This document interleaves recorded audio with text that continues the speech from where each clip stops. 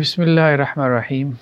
علم جر و تعدیل کا ہم مطالعہ کر رہے تھے تو اس میں مصادر جر و تعدیل کی بحث چل رہی ہے۔ لاسٹ ٹائم ہم نے امام بخاری کی کتاب الضعفاء یا الضعفاء الصغیر میں سے کچھ چیزیں دیکھی تھیں، اس کا منہج وغیرہ، اس کا طریقہ کار۔ ایک اور جو بنیادی مصدر ہے جر و تعدیل کا، یعنی جر و تعدیل سے مراد جر و تعدیل کے اقوال، کہ راویوں کے بارے میں کہ راوی کیا ہیں، کیسے ہیں۔ تو اس کے مصادر میں سے ایک کتاب الضعفاء ہے، عقیلی کی، معروف کتاب ہے یہ۔ اب ہم اس کے مقدمہ میں نہیں جائیں گے، وہ ذرا بحث جو ہے نا مقدمہ کی زیادہ علمی ہو جاتی ہے، تو سارے ہمارے لسنر ایسے نہیں ہیں، وہ نیچے نہ کمنٹ میں کہہ رہے ہوتے ہیں تھوڑا آسان کریں، انہیں لگتا ہے کہ شاید اردو مشکل ہے۔ نہیں، اردو مشکل نہیں ہے، فن اصل میں مشکل ہے نا۔ تو ہر فن کی اصطلاحات ہوتی ہیں، اب اس سے زیادہ اس کو سمپلیفائی کرنا مشکل ہو جاتا ہے۔ تو جب تک آپ اس فن کی بنیادی زبان کو، کی ورڈز کو، مصطلحات کو نہیں سمجھتے تو آپ کو ایسے لگتا ہے جیسے اب زبان مشکل بولی جا رہی ہے، زبان تو سمپل ہی ہوتی ہے۔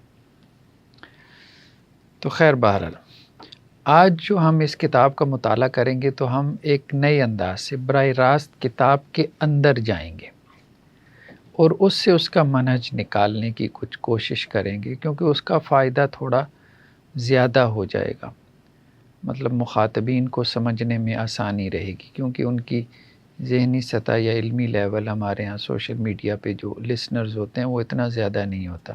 کتاب کا پورا نام کافی لمبا چوڑا ہے، کتاب الضعفاء، یعنی ضعیف راویوں کی کتاب، ضعیف کی جمع ضعفاء، ممن نسب الی الکذب و وضع الحدیث، وہ راوی جن کی نسبت جھوٹ کی طرف ہے یا حدیث گھڑنے کی طرف ہے، یعنی ایک تو مطلب ان راویوں کا بیان ہے اس کتاب میں جنہوں نے حدیثیں گھڑی ہیں یا جن کے اوپر تہمت ہے حدیث گھڑنے کی یا جھوٹا ہونے کی۔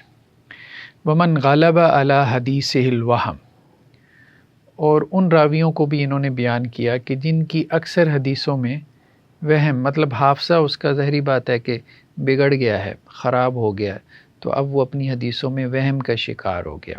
یہ بھی ضعیف راوی آ جاتا ہے، کیونکہ جو ثقہ راوی ہے اس کی دو بنیادی کنڈیشنز ہیں نا، کہ عادل ہو اور ضابط ہو، کریکٹر وائز ساؤنڈ ہو اور میموری اس کی اچھی ہو۔ وَمَن يَهِمُ فِي بَعْضِ حَدِيثِهِ، اور وہ جسے اپنی بعض حدیثوں میں وہم ہو جاتا ہے، یہ گویا کہ اب اس میں جو اس کا حافظہ ہے ذرا کم خراب ہے، آپ یوں کہہ لیں، بعض حدیثوں میں اس کو وہم ہوا، ایک کو اکثر میں وہم ہو گیا۔ وَمَجْهُولٌ رَوَى مَا لَا يُتَابَ عَلَيْهِ، اور مجہول راوی، ٹھیک ہے، جس نے کوئی ایسی روایات نقل کی ہیں جس میں اس کی متابعت موجود نہیں، یعنی کوئی اور وہ روایات نقل نہیں کر رہا، تو مجہول راوی کو بھی ضعیف راویوں میں انہوں نے شمار کیا ہے، ٹھیک ہے۔ اگرچہ مجہول راوی کے بارے میں بحث کی جا سکتی ہے کہ اس میں امکان ہوتا ہے کہ وہ ثقہ بھی ہو، مطلب کم از کم آپ 50% تو کہہ سکتے ہیں نا، اس کی ثقاحت کا امکان ہوتا ہے، لیکن احتیاط کی وجہ سے ہم اس کے اوپر جو ہے وہ حکم لگا دیتے ہیں مطلب ضعیف ہونے کا۔ وصاحب بدع یغلو فیہا ویدعو الیہا، اور وہ بدعتی راوی جو اپنی بدعت میں غلو کرتا ہے اور اپنی بدعت کی طرف داعی ہے، اس کا بھی تذکرہ آئے گا۔ وَإِن كَانَتْ حَالُ فِي الْحَدِيثِ مُسْتَقِيمًا، ہاں یہ بھی ہو سکتا ہے کہ حدیث اس کی جو ہے نا وہ سیدھی ہو، مطلب وہ قابل قبول ہو، ایکسیپٹڈ ہو، لیکن یہ ہے کہ ہم اس کی بدعت کو واضح اور ظاہر کریں گے تاکہ اس کی بدعت سے جو ہے وہ بچا جا سکے۔ تو مؤلف علی حروف المعجم، یعنی معجم الف بائی ترتیب کے اوپر ہے، الفابیٹیکلی ہے یہ کتاب جو ہے۔ ابو جعفر محمد بن عمر بن موسیٰ بن حماد العقیلی، تو عقیلی جو ہے وہ متوفی 322 ہجری۔ تو روایات بھی ہم نے پڑھ لیا تھا کہ ٹیکنیکلی روایت کوئی کتاب آگے کس روایت سے نقل ہوتی ہے، تو 3 روایات، یعنی یہ جو محقق ہیں انہوں نے 3 روایات کو سامنے رکھا۔ ابن نو اور ابن ابی الفوارس کی روایت جو کہ سیدلانی سے ہے، اور خزائی کی اور بلخی کی 5 روایتیں اس کتاب کی معروف ہیں، لیکن 3 روایتوں کو انہوں نے سامنے رکھ کے یہ کتاب جو ہے وہ ایڈٹ کی ہے۔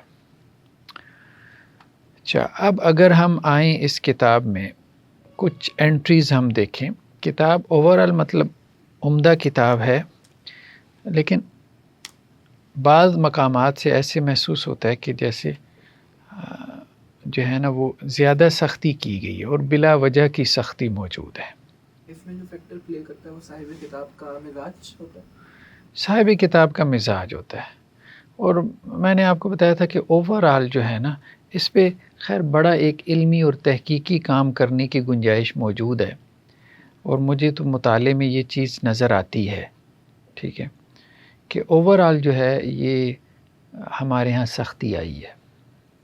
صحابہ میں وہ معاملہ نہیں تھا، یعنی فقہی اعتبار سے بھی وسعت زیادہ تھی صحابہ میں، ایکسیپٹنس ایک دوسرے کے لیے، اور وہ آراء کہ آج اگر کوئی اس رائے کا اظہار کر دے تو کم از کم جہنم کے دروازے نہیں اس کو اندر پہنچا کے آئیں، اس رائے کے اظہار پہ کسی بھی عالم دین کو، آج کے معاصر جو علماء ہیں۔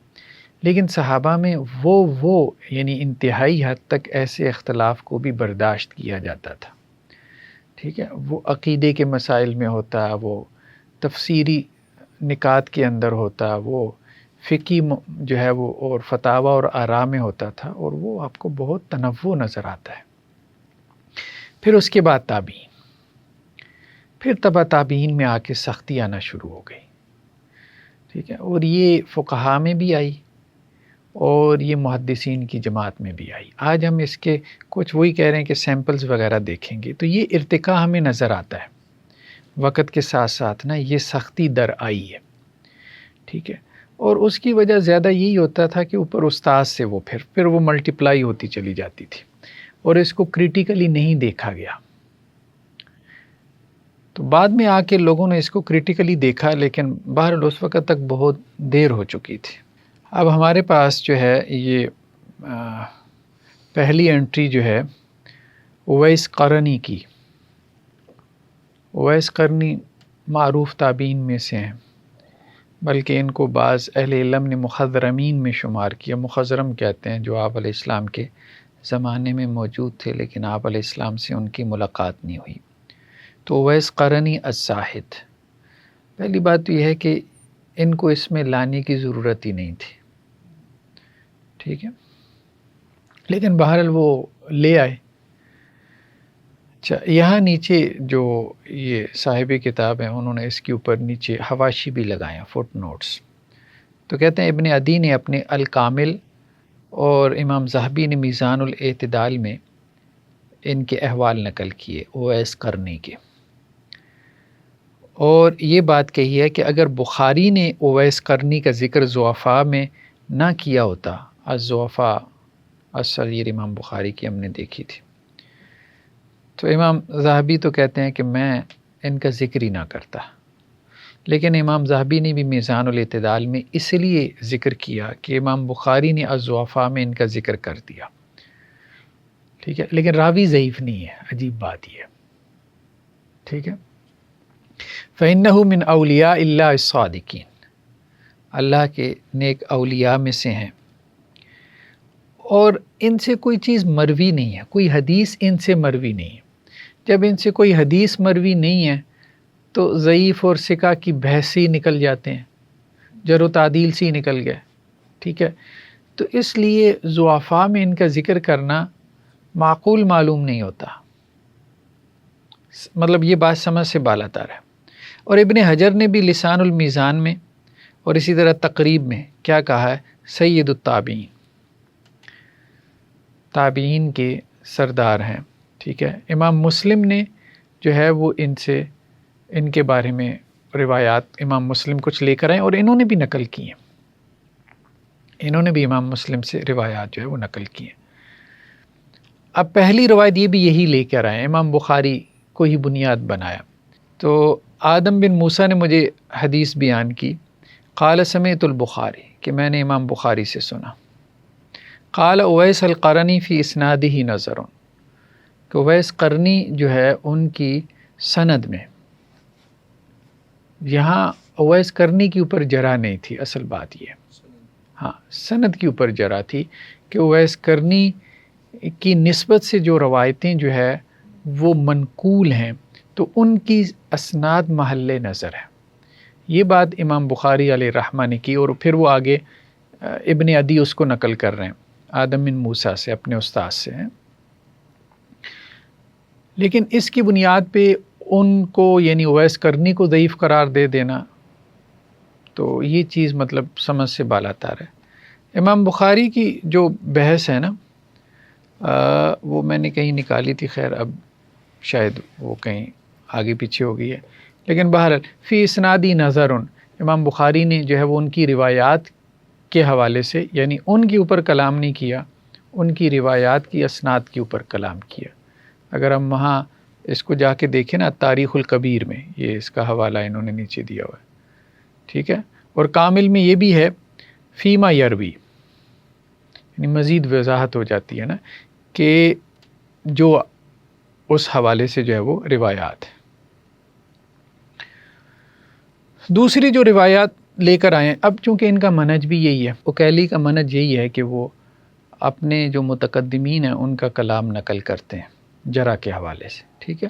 اب جرح کے حوالے سے امام بخاری کا کلام نقل کیا، لیکن امام بخاری کا جو کلام ہے وہ صحیح محل پر نہیں ہے۔ امام ذہبی نے بھی اسی کو نقل کر دیا، ٹھیک ہے، تو اسی بنیاد پہ کہ جی بخاری نے چونکہ نقل کیا تو میں نے بھی نقل کر دیا۔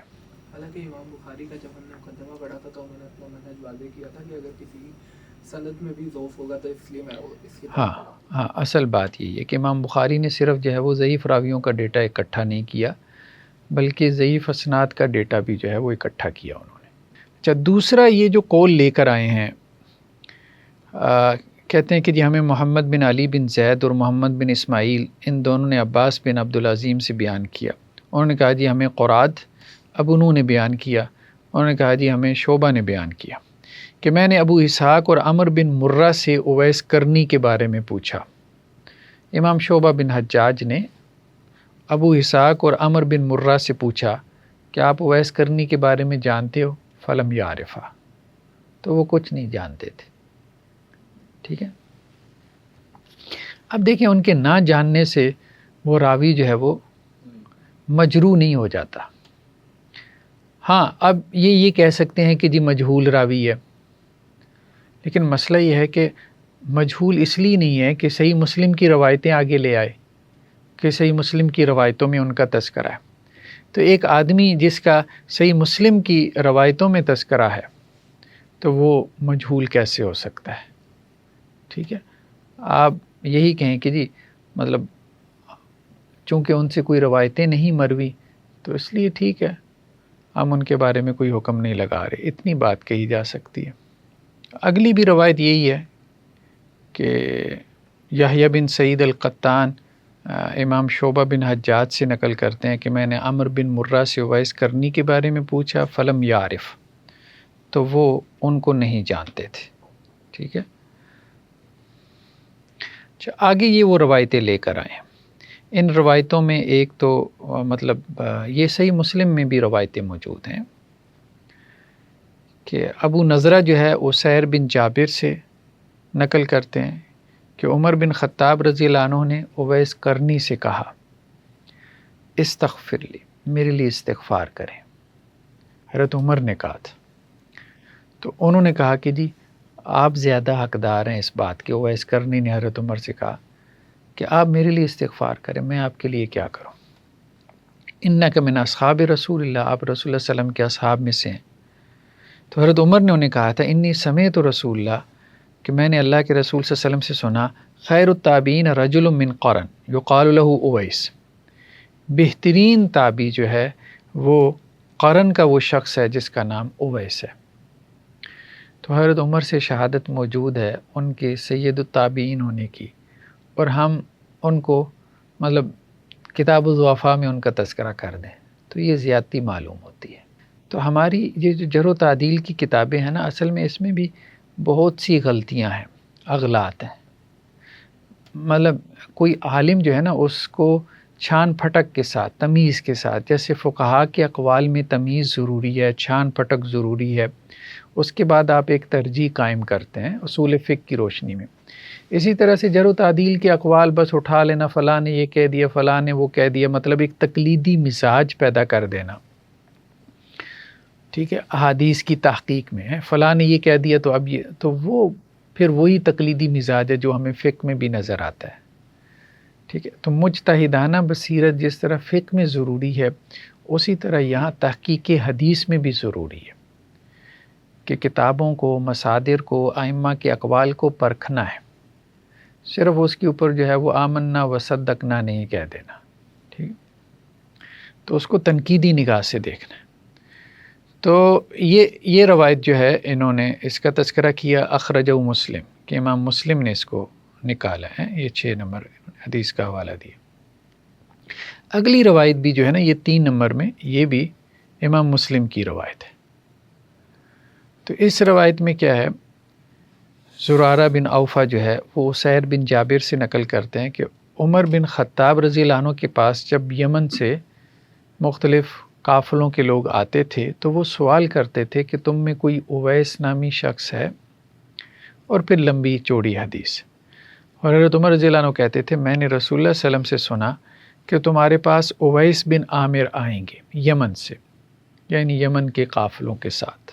ٹھیک ہے، اور وہ مراد قبیلے سے ہوں گے اور پھر قرن سے ہوں گے، اور اس کو برص کی بیماری ہوگی جس سے اللہ نے اس کو شفا دی ہوگی سوائے ایک درہم کی جگہ کے جو باقی رہ جائے گی. ٹھیک ہے، اور اس کی والدہ اس کے ساتھ اس نے بہت حسن سلوک کیا ہوگا. اگر وہ اللہ کے اوپر قسم کھا لے تو اللہ تعالیٰ اس کی قسم کو لازماً پورا کر دے. ٹھیک ہے، تو جب اب آپ نے طے کر دیا کہ آپ اسی اویس کرنی کا ذکر کر رہے ہیں جس کے بارے میں یہ روایتیں ہیں، تو کتاب الضعفاء میں تذکرہ کرنا بنتا نہیں. صرف اس بنیاد پہ کہ اب آپ کہیں کہ جی چونکہ فلاں نے کہہ دیا میں اس کو نہیں جانتا تو یہ مجہول راوی ہو گیا. ٹھیک ہے، یہ راوی جو ہے وہ مجہول ہو گیا. مسئلہ دیکھیں، مجہول بھی اس کو تب بنائیں جب اس سے کوئی حدیثیں مروی ہیں کہ جن کو آپ نے پرکھنا ہو. اور ویسے ایسے مجہول راوی سے اگر کوئی حدیث بھی مروی ہو تو وہ قابل قبول ہوگی، مطلب جس کی توثیق رسول اللہ صلی اللہ علیہ وسلم سے مل گئی ہے، جس کی توثیق حضرت عمر بن خطاب رضی اللہ عنہ سے مل گئی ہے. تو اب اس کے بعد اب ہمیں مطلب ائمہ جر و تعدیل کے اقوال کی ضرورت رہ گئی ہے اس کی توثیق کے لیے کہ اب یہ ائمہ کے اقوال آئیں گے تو ہم اس کو ثقہ مانیں گے. یہ بات جو ہے نا وہ تھوڑی سی جو ہے وہ سمجھ سے بالاتر ہے.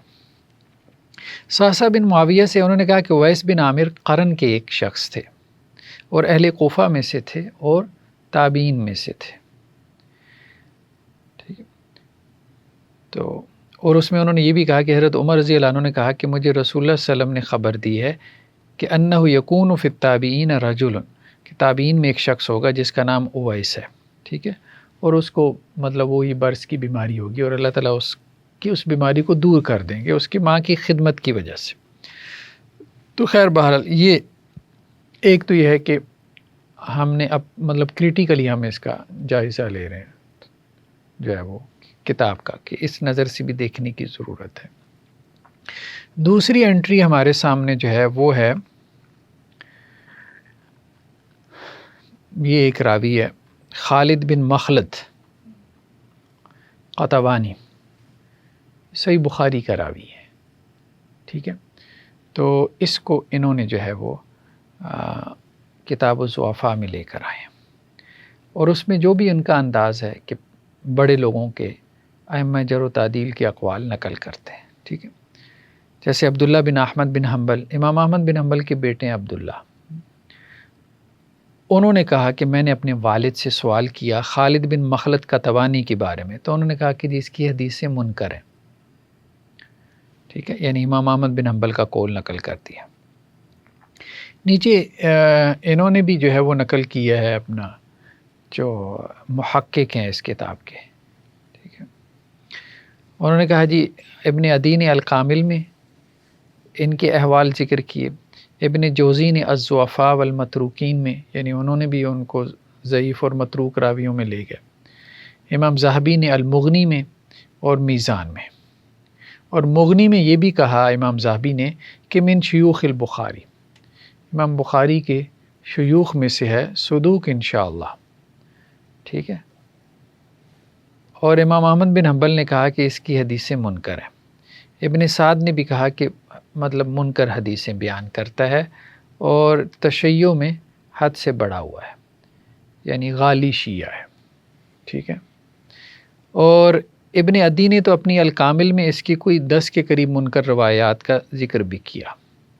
علامہ جوزجانی نے کہا کہ شتام تھا، شتام سے مراد یہی ہے کہ سب و شتم کرنے والا، صحابہ بے سب و شتم کرنے والا، ٹھیک ہے۔ معلناً بسوء مذہبی، مطلب اپنی بدعت کا اعلان کرتا تھا، اپنے برے مذہب کا جو ہے وہ آپ کہہ لیں کہ اعلان کرتا تھا، یعنی بدعت چھپاتا نہیں تھا۔ ابو حاتم رازی نے کہا کہ اس کی حدیث لکھی جائے گی اور قابل احتجاج نہیں ہے۔ ابن حجر نے بھی کہا کہ صدوق راوی ہے لیکن اس میں تشیع تھا، اور اس کی کچھ روایتیں ایسی ہیں جو منفرد ہیں، باقیوں سے الگ کھڑا ہوتا ہے، ٹھیک۔ تو یہ راوی جو ہے خالد بن مخلد قطوانی، کہنے کی بات یہ ہے کہ اب یہاں صرف عقیلی اکیلے نہیں ہیں، اور بھی لوگ ان کے ساتھ کھڑے ہیں۔ امام احمد بن حنبل ہے، ٹھیک ہے، انہوں نے بھی تذکرہ کر دیا۔ اسی طرح سے ابن عدی نے بھی اس کی منکر روایات کا ذکر کر دیا، ٹھیک ہے۔ جو زانی نے بھی جو ہے وہ اس کو سب و شتم کہنے والا کہہ دیا۔ ابن حجر نے بھی کہا کہ اس میں شیعت ہے، ٹھیک ہے۔ تو ابن جوزی نے بھی الضعفاء میں اس کا تذکرہ کر دیا۔ تو ایک سے زیادہ لوگ ہیں، اس کے باوجود امام بخاری نے اس راوی سے جو ہے وہ روایت لے لی۔ اب اس میں یہ جو لوگ کہتے ہیں نا کہ جی میجورٹی کا قول دیکھیں گے، بعض لوگوں کا یہ بھی ایک ہے جرح و تعدیل میں کہ میجورٹی نے اگر کسی کو ضعیف کہا ہے تو ہم اس کو ضعیف مانیں گے۔ مطلب اگر کسی کی جو ہے وہ ثقاہت اور ضعف کے بارے میں اختلاف ہو جاتا ہے، کچھ ائمہ اس کو ضعیف کہہ رہے ہیں، کچھ اس کو جو ہے وہ ثقہ کہہ رہے ہیں، تو اب کچھ لوگوں نے اس کا حل یہ نکالا کہ جی فیصلہ کر لیں، مطلب جمہوریت سے فیصلہ کر لیں۔ اس میں بات یہ سمجھ میں آتی ہے کہ جو لوگ تو گہرے ہیں نا، گہرے ہیں جرح و تعدیل میں، ٹھیک ہے، تو ان کی رائے میں غور و فکر کرنا چاہیے، اور غور و فکر کے بعد جو ہے وہ کوئی فیصلہ جو ہے وہ دینا چاہیے۔ اچھا، اس میں ایک تو امام بخاری گہرے ہیں، ایک بات یہ ذہن میں رکھیں۔ ابو حاتم رازی بھی گہرے ہیں، یعنی متقدمین کی اگر ہم بات کریں، یہ بھی امام بخاری کی معاصرین میں سے تھے نا، ابو حاتم رازی علیہ رحمہ۔ امام احمد بن حنبل بھی گہرے ہیں، ٹھیک ہے۔ تو یہ جو لوگ ہیں مثال کے طور پہ اس طرح کے اور جو بڑے ائمہ ہیں، تو ان کے جو اقوال ہوتے ہیں جب آپ ان میں غور و فکر کریں تو اس کے بعد آپ کوئی نتیجہ نکالیں۔ مجھے یہ بات سمجھ میں آتی ہے، یہ نہیں کہ آپ گننا شروع کر دیں۔ مطلب سارے تو جرح و تعدیل کے ائمہ ایک جیسے نہیں ہیں نا، کوئی متساہل ہے، کوئی متشدد ہے، ٹھیک ہے، کچھ ایسے ہیں جو متوسط ہیں۔ جیسے متقدمین میں یہ 3 نام لیے، مطلب مطالعے کے بعد مجھے یہ محسوس ہوا کہ ان لوگوں کے اقوال میں گہرائی ہوتی ہے۔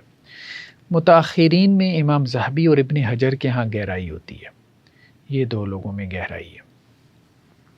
خیر بہرحال، اب اگر ہم ان کو دیکھیں خالد بن مخلد قطوانی کو، تو یہ صحیح بخاری کا نسخہ ہے۔ تو اس میں ہم نے کہا تھا کہ یہ صحیح بخاری کا جو نسخہ ہے نا، اس میں شاملہ میں جب آپ اوپن کریں نا تو اس کو کلک کریں نا نام کو، تو یہ نیچے جو ہے وہ راوی کا خلاصہ آ جاتا ہے۔ سب سے پہلے اس کا ملخص آتا ہے، یعنی راوی کا نام کیا ہے، جیسے اب یہ نام آ گیا، ٹھیک ہے، اس کا لقب کیا ہے، ٹھیک ہے، اس کا کنیت کیا ہے، اس کا نسب کیا ہے، ٹھیک ہے، مذہب کیا ہے۔ اب یہاں انہوں نے مذہب بھی لکھا ہے، شیعی ہے، مطلب اس میں کوئی دو رائے نہیں کہ شیعہ راوی ہے، ٹھیک ہے۔ پھر اس کے بعد اس کی تاریخ وفات کیا ہے، 213 یا 14، 256 امام بخاری کی ہے، تو امام بخاری کا استاذ بنتا ہے، تو 213-14 میں اس کی وفات ہوئی۔ اب ابن حجر کے ہاں اس کا رتبہ کیا ہے، اور امام ذہبی کے ہاں اس کا رتبہ کیا ہے۔ متاخرین میں ان دو کا کافی کام بھی ہے، صحیح بات یہی ہے، ان دو کا کافی کام ہے، گہرا کام ہے۔ کہا جاتا ہے نا کہ ان دونوں کا اگر کسی پہ ہاں، اگر کسی روایت کی صحت پہ ان دو کا اتفاق ہو جائے تو بس پھر اس کو قبول کر لینا چاہیے، ٹھیک ہے۔ جرح و تعدیل میں اب اس کے اوپر جو ہے وہ جو اہم جرح و تعدیل کے اقوال ہیں، جیسے ابن حبان نے ثقات میں اس کا تذکرہ کیا، ٹھیک ہے، یعنی مطلب ثقہ راوی اس کو شمار کیا۔ ابن حجر نے کیا کہا، ابن شاہین نے بھی کہا کہ جی یہ ثقہ اور صدوق راوی ہے، ٹھیک ہے۔ ابن عدی نے کیا کہا، ٹھیک ہے، تو ابن عدی نے کہا کہ جی لا باس بھی، مطلب میرے نزدیک اس میں کوئی حرج نہیں ہے۔ ابو حاتم رازی نے بھی کیا کہا کہ جی اس کی حدیث لکھی جا سکتی ہے، ٹھیک ہے۔ ابو داؤد سجستانی نے کہا کہ صدوق راوی ہے لیکن اس میں تشیع تھا۔ تو اجلی نے بھی کیا کہا کہ اس میں تشیع تھا، حدیثیں بہت بیان کرتا تھا، ٹھیک ہے۔ یحییٰ بن معین نے بھی کہا کہ ما بھی باس، مطلب کوئی اس میں حرج محسوس نہیں ہوتا، ٹھیک۔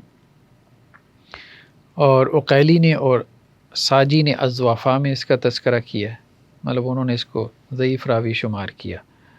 امام احمد بن حنبل نے اس پہ تنقید البتہ کی ہے کہ اس کی روایتیں منکر ہیں، ٹھیک۔ سر شیعت کا ٹیگ لگا کے یہ اس کا عیب ظاہر کیا جا رہا ہے، یہ عیب ہے؟ ہاں ظاہری بات ہے، عیب ہے نا۔ ہاں، شیعت جو ہے ایک بدعت شمار ہوتی تھی نا اس دور میں۔ ہاں، اس دور میں بدعت شمار، محدثین کے نزدیک بدعت تھی نا، آج بھی بدعت شمار کرتے ہیں، تو وہ جو ہم نے پڑھا تھا نا اصول حدیث کے اندر، تان فر راوی میں تان کے اسباب، تو ان میں سے 5 کا تعلق عدالت سے ہے، 5 کا اس کے ضبط سے ہے، تو جن کا تعلق اس کی عدالت سے ہے، کریکٹر سے، ان میں سے ایک بدعت بھی ہے۔ اب اس نے کس سے روایت نقل کی ہے، ٹھیک ہے، اس کے اساتذہ کون سے ہیں، اور اس سے کس نے روایت کی؟ امام بخاری نے اس سے 29 روایتیں لی ہیں، ٹھیک ہے۔ اب یہ سارا ڈیٹا ہمارے پاس آ جاتا ہے، ٹھیک ہے۔ امام بخاری نے اس سے جو ہے وہ 29 روایتیں لی ہیں۔ آگے مرویات، صحیح بخاری میں اس سے 31 روایات ہیں، صحیح مسلم میں اس سے 15 روایات ہیں، ٹھیک ہے۔ سنن ترمذی میں اس سے 4 روایات ہیں، سنن نسائی میں اس سے 4 روایات ہیں، یعنی سیاہ ستہ میں سے 4 کتابوں میں تو اس سے روایات ہیں، صحیحین میں بھی ہیں، اور تھوڑی نہیں کافی ہیں، ٹھیک، لیکن شیعہ راوی ہے، اس کے تشیع پہ اتفاق ہے۔ تو اصل میں آہستہ آہستہ جو ہے نا یہ چیزیں ہمارے ہاں زیادہ سختی کی طرف چلی گئی ہیں، تو مطلب اس کی روایت سے استفادہ کرنے میں کوئی حرج نہیں۔ تو جنہوں نے اس کے تشیع کو یسیر سمجھا، یسیر مطلب کم سمجھا، تو انہوں نے اس سے استفادہ کیا، جیسا کہ امام بخاری، یا یہ بات کہی کہ اس سے استفادہ میں کوئی حرج نہیں۔ لیکن جنہوں نے اس کے تشیع کو جو ہے وہ مفرط سمجھا کہ حد سے بڑا ہوا، تو ان کے نزدیک اس سے پھر استفادہ درست نہیں ہے۔ تو صرف کسی کے اندر بدعت کا پایا جانا یہی کافی نہیں ہوتا کہ جی اب آپ اسے ترک تعلق کر لیں، وہ بدعت کس درجے میں اس کے اندر پائی جاتی ہے، مطلب محدثین کے نزدیک یہ چیز بھی جو ہے وہ ڈیفائن کرتی ہے کہ بدعت اس میں کم ہے، تھوڑی ہے، زیادہ ہے، کتنی ہے، کس درجے کی ہے۔ تو ایک خاص درجے میں ہوتی ہے تو اس کو اپنا استاد بھی بنا لیتے ہیں، اور یہ بھی عقدی بدعت ہے۔ ہاں عقدی بدعت، اس کو اپنا استاد بھی بنا لیتے ہیں، ٹھیک۔ اس میں جو بدعت اس کی بتائی گئی ہے کہ شب و ستم بھی کرتا ہے اور اعلانیہ یعنی کہ اپنی بدعت کی طرف دائی بھی ہے، تو اس حوالے سے تو سب بدعت نہیں ہے اس میں؟ نہیں، یہ بھی اب ایک امام کی رائے ہے، ہم وہی بات کر رہے ہیں نا، ٹھیک ہے، ایک امام کی رائے، کیونکہ جب آپ جرح و تعدیل کے اقوال میں غور و فکر کریں گے نا، ٹھیک ہے، تو اب جیسے دیکھیں نا ابن حجر نے کیا، صدوق یتشیع، مطلب اس میں تشیع ہے، اس کا مطلب یہ کہ اس میں تشیع ہے، ٹھیک ہے۔ تو وہ جوزجانی نے یہ بات کہی ہے، وہ نیچے جو آئی تھی نا جو آپ کہہ رہے ہیں نا، ہاں جیسے آپ دیکھیں اجلی نکاب فیہ قلیل تشیع، مطلب تھوڑا تشیع ہے، لیکن جو زانی نے جو بات کہی وہ یہ ہے کہ اس میں جو ہے نا وہ یہ نیچے بات تھی کہاں چلی، ہاں کان شتامن، تو اب کہنے کا مقصد یہ ہے کہ اب اس کا تشیع تھوڑا ہے، درمیانے درجے کا ہے، زیادہ ہے، اس میں بھی تو اختلاف ہو جاتا ہے کہ اس کی بدعت تھوڑی ہے، درمیانے درجے کی ہے، زیادہ درجے کی ہے، تو جس کے نزدیک تھوڑی ہے تو وہ اس سے روایت لے لیتا ہے۔ ویسے یہ کیا معیار ہے؟ مطلب یہ اس پہ تو سب اتفاق کر رہے ہیں کہ وہ شیعہ ہے، ہاں مگر یہ اس میں وہ کتنا شیعہ ہے، کتنے پرسنٹ شیعہ ہے اس میں اختلاف ہو گیا۔ تو اصل بات یہی ہے، اس بات کو سمجھنے کی ضرورت ہے کہ جو شاگرد ہوتا ہے نا وہ اپنے استاذ کو اچھے سے سمجھتا ہے۔ امام بخاری نے اپنے اساتذہ کے ساتھ وقت لگایا، تو اگرچہ امام بخاری کو اپنے اساتذہ کے عقائد اور نظریات سے اختلاف تھا، لیکن اس کے باوجود وہ یہ سمجھتے تھے کہ یار نہیں، یہ جھوٹ نہیں بولے گا، ٹھیک ہے۔ تو مطلب کئی اہل حدیث علماء ہیں جن کے دیوبندی اساتذہ ہیں اور وہ ان کا احترام کرتے ہیں، کئی دیوبندی بڑے علماء ہیں جن کے اہل حدیث اساتذہ ہیں، وہ ان کا احترام کرتے ہیں، انہوں نے ان سے پڑھا ہے، تو جو جس کے قریب رہتا ہے نا تو وہ پھر اس کی شخصیت کو جانتا ہے، پہچانتا ہے، تو اس اعتبار سے اس کے قول اور عمل کا اعتبار ہوتا ہے، ٹھیک ہے۔ اس پہ کوئی کلاس یا پوڈ کاسٹ کریں گے ان لوگوں نے، یا یہ جو ابھی کے ہے کس نے کس سے استفادہ کیا؟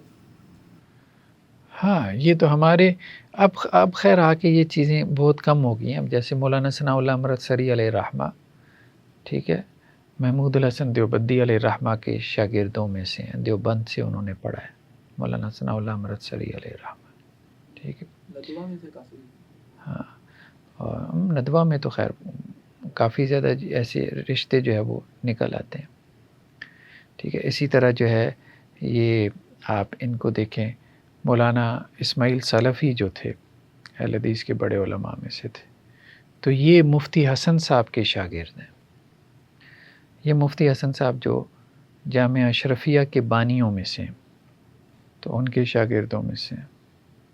اسی طرح وہ جو شیعہ کے بڑے جو ہے نا وہ عالم تھے، وہ درجہ اجتہاد کے اوپر فائز تھے، وہ مولانا اسماعیل سلفی صاحب کے شاگردوں میں سے ہیں، ابھی میرے ذہن مفتی جعفر حسین، ہاں۔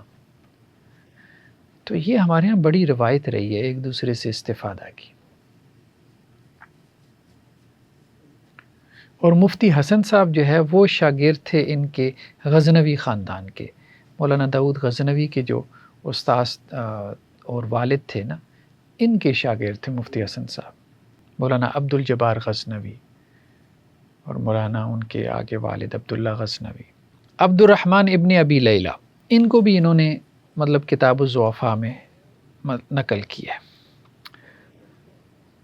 تو عمر بن مرہ وہ عبد الرحمن ابن ابی لیلہ سے، وہ برا بن عازب سے نقل کرتے ہیں کہ اللہ کے نبی صلی اللہ علیہ وسلم نے صبح اور مغرب کی نماز میں قنوت کروائی۔ قنوت جو دعائے قنوت ہوتی ہے، دشمنوں کے خلاف آپ بد دعا کرتے ہیں، تو صبح کی نماز میں اور مغرب میں آپ علیہ السلام نے قنوت کروائی۔ یہ ابن ابی لیلہ نے برا بن عازب رضی اللہ عنہ سے نقل کیا، تو یہ تابعین میں سے ابن ابی لیلہ ہیں، فقہا بھی ہیں، فقہا میں سے۔ اب یہ جو راوی ہے نا عمر بن مرہ، یہ کہتا ہے کہ میں نے یہ بات ذکر کی ابراہیم نخعی سے کہ جی ابن ابی لیلہ یہ روایت بیان کر رہے ہیں، ٹھیک ہے، تو بھائی کر رہے ہیں، انہوں نے سنی ہوگی تو کر رہے ہیں، لیکن وہ راوی بھی ظاہری بات ہے اس نے ابراہیم نخعی وہ بھی بڑے فقیہ ہیں، ان سے یہ بات نقل کی، تو انہوں نے اس پہ تبصرہ کیا اہوا کان کا اصحاب عبداللہ، وہ کہ عبداللہ بن مسعود کے جو ہے شاگرد تھوڑی ہیں کہ ہم ان کی روایت لے لیں، انما کان صاحب عمرہ، وہ تو سلاطین کے پاس جانے والے ہیں، یعنی بادشاہوں کے پاس بیٹھنے والے ہیں۔ قال فترکت القنوت، تو وہ راوی کہتا ہے کہ میں نے پھر قنوت ترک کر دی، مطلب اب یہ اس کو کہہ رہے ہیں کہ یہ جرح تھی جس جرح کی وجہ سے ان کی روایت جو ہے وہ قابل قبول نہیں. ابراہیم نخعی نے جرح یہ کی کہ جی سلاطین کے پاس جاتے ہیں، عبداللہ ابن مسعود کے ساتھی تھوڑے ہیں، چلیں عبداللہ ابن مسعود رضی اللہ عنہ کا ساتھی نہ ہونا کوئی جرح تو نہیں ہے، ایک فضیلت سے محرومی ہے، زیادہ سے زیادہ یہ کہہ سکتے ہیں، ٹھیک ہے، ایک فضل اور شرف سے محرومی ہے. اور اسی طرح سے سلاطین کے پاس جانا بھی کوئی اس طرح کی جرح نہیں ہے کہ اس کی روایت ناقابل قبول ہو جائے، ورنہ تو یہاں کس کی بات قابل قبول ہوگی، فی زمانہ تو ساری جو ہے وہ مجروح راوی ہو جائیں گی. تو وہ راوی کہتا ہے عمر بن مرہ کہ میں نے قنوت ترک کر دی. تو ہماری مسجد کے جو لوگ تھے انہوں نے مجھے کہا کہ تجھے کیا ہو گیا، وہ روایت بیان کر رہے ہیں. تو میں نے دوبارہ قنوت شروع کر دی. تو پھر مجھے ابراہیم نخعی ملے اور کہنے لگے کہ اس کی جو نماز ہے نا اس کے اوپر وہ آدمی غالب آ گیا ہے. تو اب ایسے اقوال جو ہے نا سلف کے مطلب کہنے کا مقصد یہ ہے کہ بعض اوقات جرح کے طور پہ نقل کر دیے جاتے ہیں، حالانکہ وہ اس طرح سے جرح بنتی نہیں ہے، ٹھیک ہے، ایک عمومی تبصرے ہوتے ہیں. وہ عبداللہ بن احمد جو ہے وہ اپنے والد سے نقل کرتے ہیں. کیا بات نقل کرتے ہیں کہ ہمیں جو ہے وہ محمد بن عبداللہ بن زبیر انہوں نے نقل کیا، ٹھیک ہے، کہ ہمیں سفیان نے عمر بن مرہ سے کہ میں نے ابراہیم کو ایک آدمی کی حدیث سنائی تو انہوں نے کہا کہ جی وہ تو ہاں حکمران کے جو ہے وہ حکمرانوں کے ساتھیوں میں سے. تو ابن ابی لیلہ، حالانکہ اب ابن ابی لیلہ جو ہے یہ بھی بخاری کا راوی ہے، ٹھیک ہے، ابن ابی لیلہ یہ بخاری کا راوی ہے. تو کہنے کا مقصد یہ ہے کہ ایک طرف وہ بخاری کا راوی ہے اور دوسری طرف وہ ضعیف راوی ہے.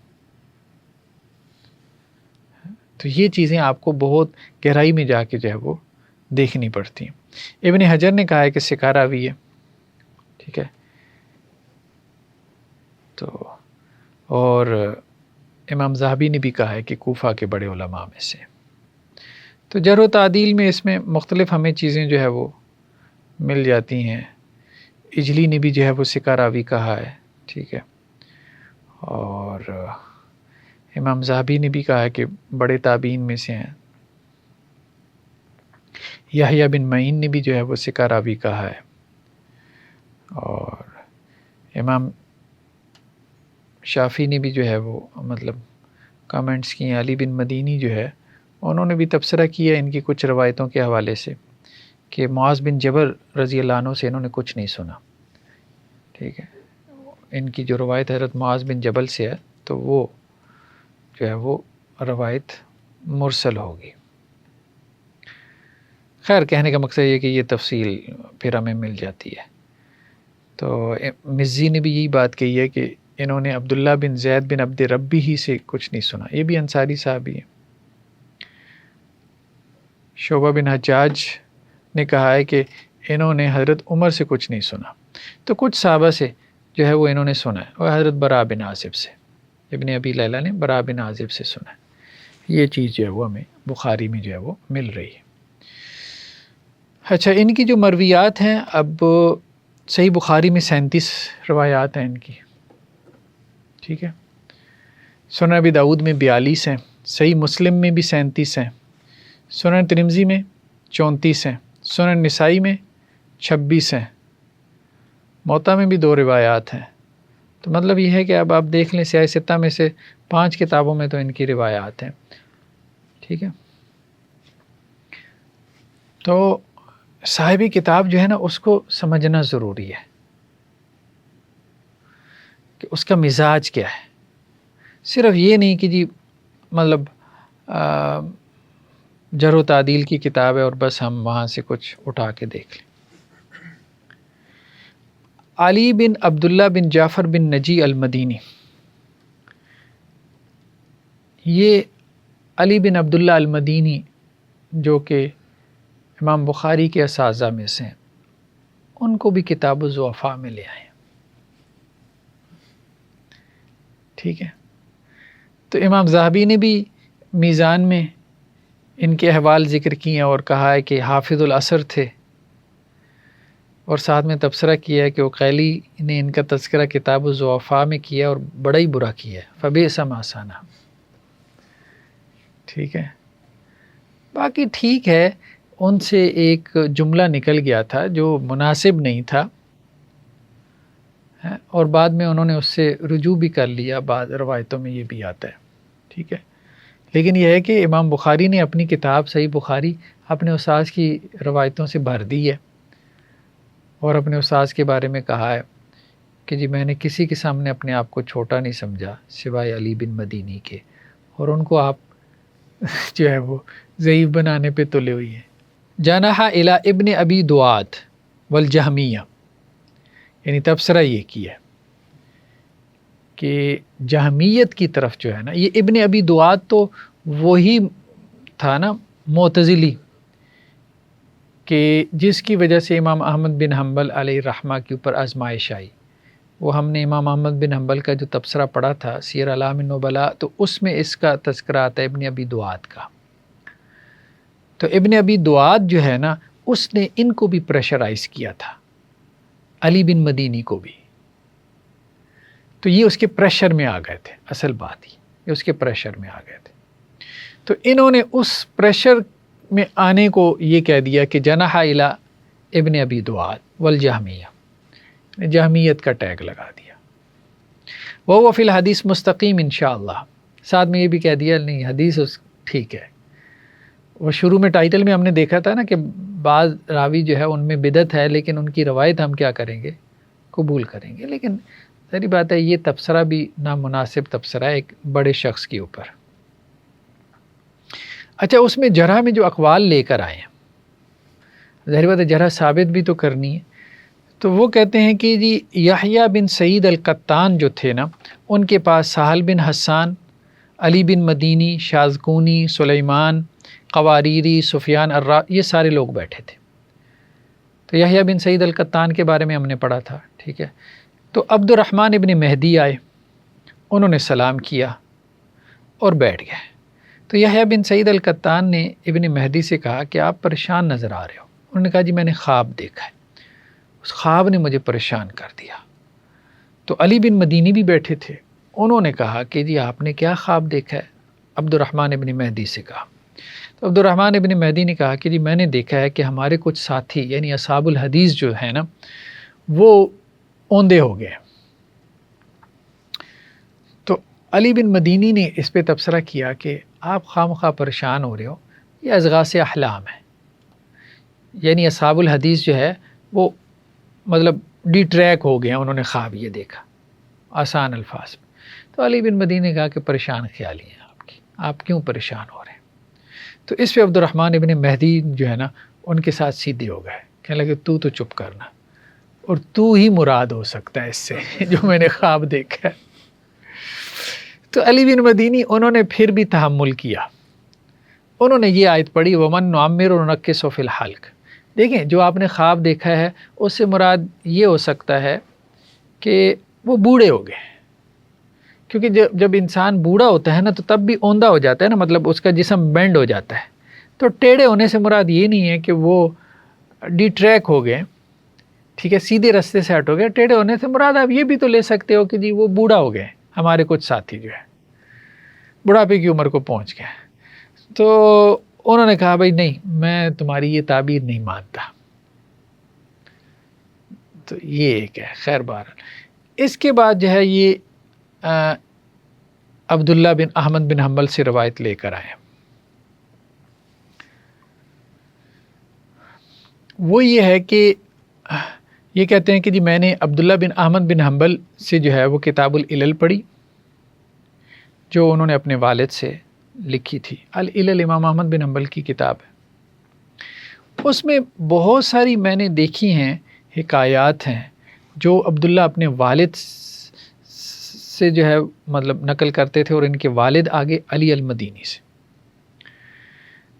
پھر میں نے دیکھا کہ انہوں نے کیا کیا کہ اس کے اوپر جو ہے نا جو علی بن مدینی کا جو نام تھا نا اس کے اوپر انہوں نے جیسے کو قلم پھیر دیا، اور قلم پھیر کے اس کے اوپر لکھ دیا حدثنا رجل. یعنی امام احمد بن حنبل نے علی بن مدینی سے روایتیں نقل کی تھیں، یعنی امام احمد بن حنبل کی بھی استاد ہیں، یہ امام بخاری کی بھی ہیں، امام احمد بن حنبل کی بھی استاد ہیں علی بن عبداللہ المدینی۔ تو امام احمد بن حنبل نے جو ان سے روایتیں لی تھیں تو وہ انہوں نے جہاں ان کا نام تھا اس پہ قلم پھیر کے نا حدثنا رجل لکھ دیا۔ اس کے بعد پھر انہوں نے ایک اور کام کیا، ان کا اس پہ بھی اطمینان نہیں ہوا، یعنی کچھ عرصے بعد ثم ضرب علی الحدیث کلی، پھر انہوں نے اس رجل کے اوپر بھی قلم پھیر دیا۔ تو وہ یہ کہتے ہیں کہ جی میں نے عبداللہ سے پوچھا تو انہوں نے کہا بھئی بات یہ ہے کہ ہمارے والد صاحب جو تھے نا وہ ہم سے علی بن عبداللہ المدینی سے حدیث نقل کرتے تھے، پھر انہوں نے ان کا نام لینا چھوڑ دیا، رجل کہنا شروع کر دیا، پھر اس کے بعد انہوں نے رجل بھی چھوڑ دیا، یعنی ان کی حدیث بیان کرنا ہی چھوڑ دی۔ دیکھیں امام احمد بن حنبل علیہ رحمہ تو ایک آزمائش میں مبتلا ہوئے تھے نا، تو اس میں انہیں لگا کہ ان کو بھی اسی طرح کی مطلب ہمت دکھانی چاہیے تھی جیسی میں نے دکھائی، جیسی عظیمت میں نے دکھائی۔ تو اب ظاہری بات ہے وہ عظیمت جیسے قرآن میں بھی ہمیں آتا ہے کہ وہ عظیمت جو ہے نا وہ لازم نہیں ہے، جان کا خطرہ ہو تو اس وقت عظیمت دکھانا لازم نہیں۔ امام احمد بن حنبل نے دکھا دی تو ان کو اپریشیٹ کرتے ہیں۔ کسی نے اپنی جان بچانے کے لیے کوئی ایسا کلمہ کہہ دیا، ٹھیک ہے، تو اس کو ہم اللہ کے ہاں معذور سمجھتے ہیں، لیکن امام احمد بن حنبل نے پھر ان کو معذور نہیں نہ سمجھا، مطلب اس چیز کو دل میں رکھ لیا، ٹھیک ہے، اپنی اس حالت اور کیفیت کی وجہ سے۔ یہ محسوس ہوتا ہے کہ جو بڑے لوگ تھے ان کا دل بھی بڑا ہی سخت تھا۔ بس اصل میں نہیں، یہ بات نہیں ہے کہ دل بڑا سخت ہوتا تھا، جس مسئلے میں آپ کو آزمایا جاتا ہے نا وہ پھر آپ کے لیے مسئلہ بڑا ہو جاتا ہے، آپ کے لیے بڑا ہو جاتا ہے، دوسرے کے لیے نہیں بڑا ہوتا، جس میں آپ کو آزمایا جاتا ہے۔ اب انسان کو مثال کے طور پہ اس کی بیوی بچوں کے حوالے سے آزمائش آ جائے تو اچھا بھلا انسان جو ہے وہ اپنی بیوی بچوں کے حوالے سے جب آزمائش میں مبتلا ہو جاتا ہے تو مطلب وہ معتدل نہیں رہ جاتا، اپنے والدین کے حوالے سے آزمائش میں مبتلا ہو جائے معتدل نہیں ہو، یعنی باہر وہ دیکھیں بالکل بھلا چنگا ہوگا، ٹھیک ٹھاک ہوگا، لیکن جہاں انسان کو آزمایا جاتا ہے وہاں انسان کمزور ہوتا ہے، اصل بات ہی۔ تو امام احمد بن حنبل کی چونکہ اس مسئلے میں آزمائش ہوئی تھی نا تو اس لیے اس مسئلے میں وہ بہت پھر سخت ہو گئے، اس مسئلے میں بہت سخت ہو گئے۔ ویسے ان کے مزاج میں سختی نہیں تھی، صوفیانہ مزاج تھا نا، اور تھے بھی مطلب صوفی ٹائپ آدمی تھے، لیکن اس مسئلے میں پھر وہ چونکہ آزمائش اتنی زیادہ آئی وہ پھر وہ سخت ہو گئے۔ تو یہ ساری چیزیں ہمیں نا مد نظر رکھنی پڑتی ہیں۔ اب امام بخاری جو ہے وہ اس مسئلے میں سخت نہیں ہوئی ہے، وہ کسی اور مسئلے میں سخت ہوئی جس میں ان میں آزمائش آئی، کیونکہ اس مسئلے میں علی بن مدینی کی روایتیں جو ہے بیان کرنا امام احمد بن حنبل نے چھوڑ دیں اور امام بخاری نے صحیح بخاری ساری بھر دی ان کی روایتوں سے۔ مسئلہ ایک ہی تھا، امام بخاری کے سامنے بھی تو تھا کہ انہوں نے کیا کیا، لیکن چونکہ امام بخاری کی اس مسئلے میں آزمائش نہیں ہوئی تھی اس لیے ان کی نفسیاتی کنڈیشننگ وہ نہیں ہوئی۔ تو ہمیں جو سلف ہیں، جو بڑے ہیں ائمہ، ان کو انسان سمجھنا چاہیے، اصل بات یہی ہے۔ جہاں ان کو وہ پورٹرے کرتے ہیں نا اس طرح سے کہ جیسے وہ کوئی مافوق الفطرت قسم کے لوگ تھے، سپر نیچرل قسم کے لوگ تھے، وہاں اصل میں خرابی پیدا ہوتی ہے۔ ایک اور روایت یہ لے کر آئے ہیں، ایک تو یہ ہے کہ امام احمد بن حنبل نے ان سے حدیث لینا ترک کر دی، ٹھیک ہے، یہ ایک جرح ہو گئی۔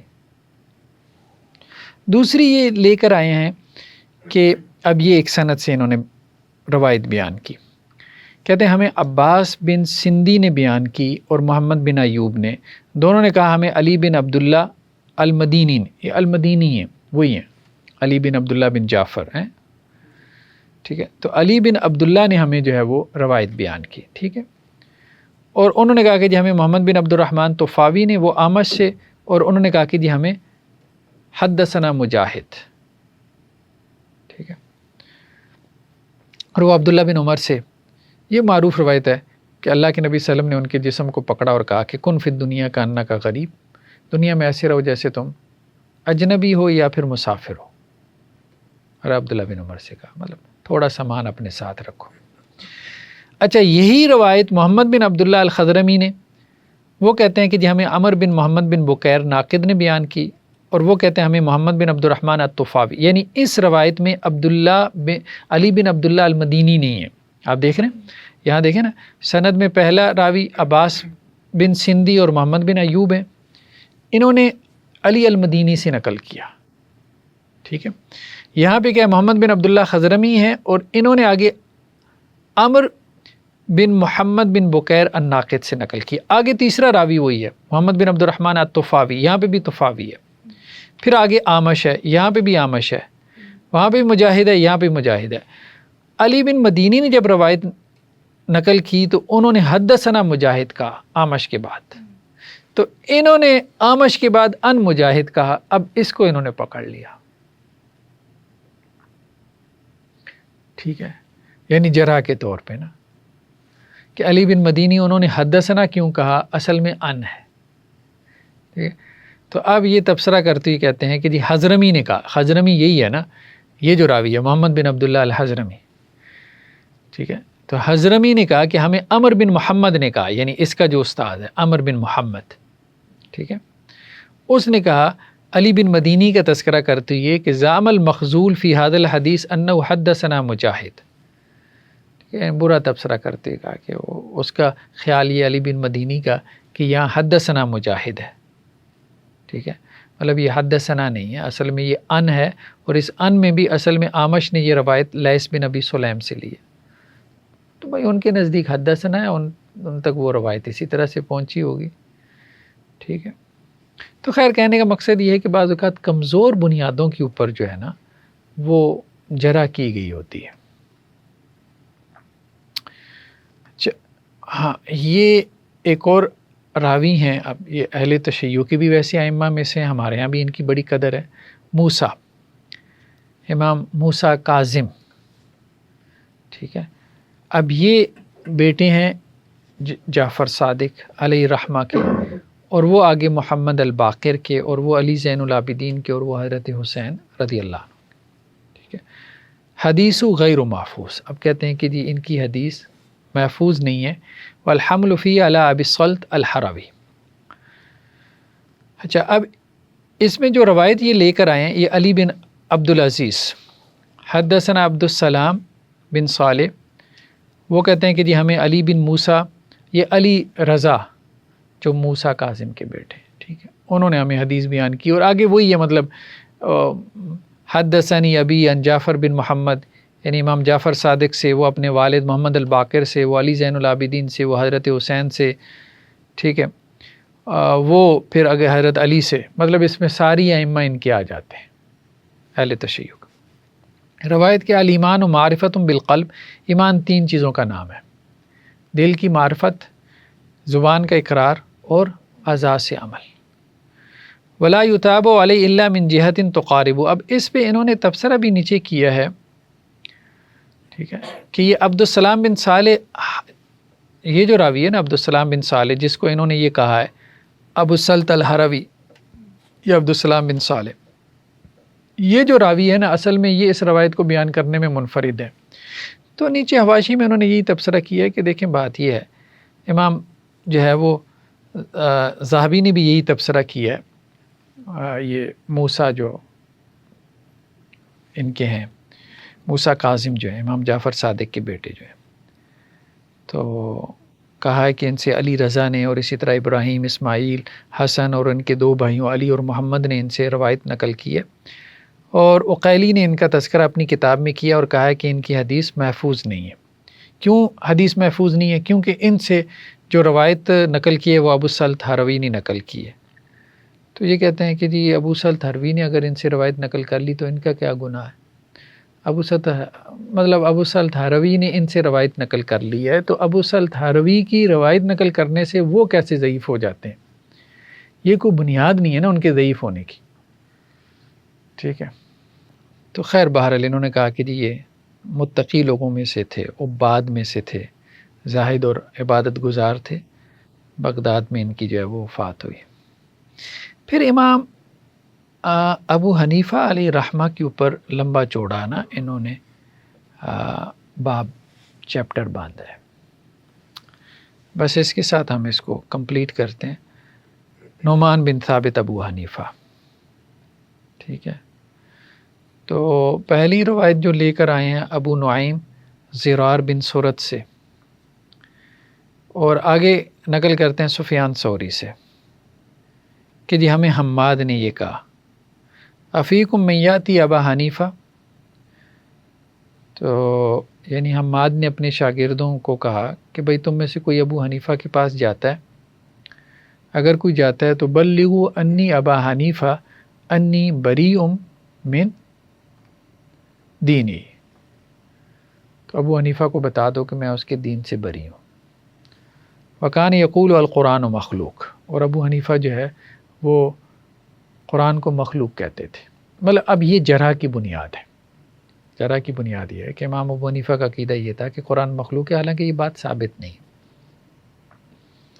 یہ بات ثابت نہیں. ٹھیک ہے. اچھا یہ بات اس کی سند بھی ٹھیک ہو. مثال کے طور پہ دیکھیں، بعض اوقات تو یہ ہے کہ سندوں میں مسائل آ جاتے ہیں، راوی ضعیف ہوتے ہیں، بعض اوقات سند بھی ٹھیک ہو، اس کے باوجود وہ ایک معاصر عالم کی ججمنٹ ہے. آپ بات سمجھ، ایک معاصر عالم دوسرے کے بارے میں ایک رائے کا اظہار کر رہا ہے، ایک اوپینین دے رہا ہے کہ امام ابو حنیفہ کا یہ عقیدہ ہے. جیسے ہمارے ہاں آج کل وہ ججمنٹ پاس کرتے ہیں اور اگلے کو اگر کہا جائے تو وہ کہتا ہے بھائی نہیں ہے، میری تو یہ رائے نہیں ہے، میں تو اب ان الفاظ میں اپنی رائے بیان ہی نہیں کرتا، یا آپ کو سمجھنے میں غلط فہمی ہوئی ہے.